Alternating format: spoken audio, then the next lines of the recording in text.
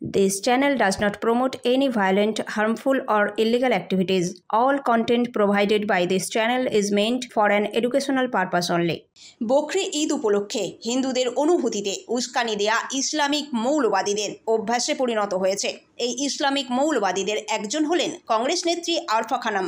Arfa Khanam social মিডিয়ায় একটি post করেছেন, যেখানে ঈদ মোবারক শুভেচ্ছা জানাতে গিয়ে কোরবানির পশুর পরিবর্তে গরুর ছবি ছিল, আর সেই নিয়েই তোলপাড় social media.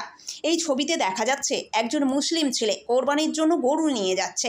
Arfa Khanam social media থেকে বিতর্ক বুঝে পোস্টটি মুছে ফেলেছেন, কিন্তু এর স্ক্রিনশট ভাইরাল হয়ে গিয়েছে। মানুষ এখন আরফা খানমের গ্রেপ্তারির দাবি জানাচ্ছেন।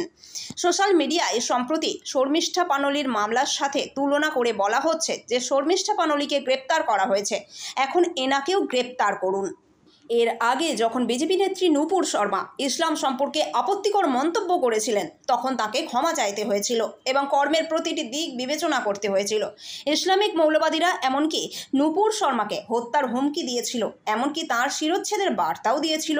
হিন্দু সমাজ পার্টির সভাপতি কমলেশ তিওয়ারি যখন নবী মুহাম্মদ সম্পর্কে একটি বক্তব্য দেন, তখন কেবল দেশেই নয়, বিশ্বজুড়ে তার বিরুদ্ধে প্রতিবাদ হয়, এমনকি শিরোচ্ছেদের দাবি করে একটি বার্তাও পোস্ট করা হয়।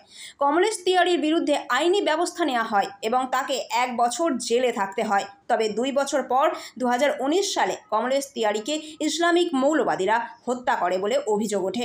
এই পোস্টটি ভাইরাল হওয়ার পর আরফা খানম সোশ্যাল মিডিয়ায় ক্ষমা চেয়েছেন, কিন্তু তিনি একটি ভিডিও পোস্ট করে বলেছেন যে তিনি কারো অনুভূতিতে আঘাত করার জন্য এই পোস্টটি লেখেননি, কিন্তু প্রথমে হিন্দুদের অনুভূতিতে আঘাত করুন এবং তারপর ক্ষমা চান। সর্বোপরি এটা কতদিন চলবে এবং আইন শৃঙ্খলা বাহিনী কতদিন পর্যন্ত একটি নির্দিষ্ট ধর্মকে সমর্থন করে যাবে? সেই দিক থেকে দেখতে গেলে শর্মিষ্ঠা পানলিও কিন্তু ক্ষমা চেয়েছিলেন, তারপরেও তাকে গ্রেপ্তার হতে হয়। কিন্তু এক্ষেত্রে তাহলে অন্যথা কেন?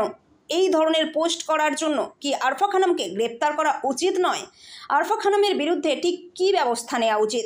সোশ্যাল মিডিয়া কি কেবল ধর্মীয় অনুভূতিতে আঘাত করার মধ্যেই সীমাবদ্ধ থাকবে? তাহলে কি আইন কোনো একটি নির্দিষ্ট ধর্মকে ভয় পায়? কমেন্ট করে জানাতে ভুলবেন না। সাধারণ মানুষের হয়ে টিম নিউজোপিডিয়ার পক্ষ থেকে বারবার এই প্রশ্ন উঠবে, আর সাধারণ মানুষের এই প্রশ্নের উত্তর দিতে বাধ্য সরকার পক্ষ।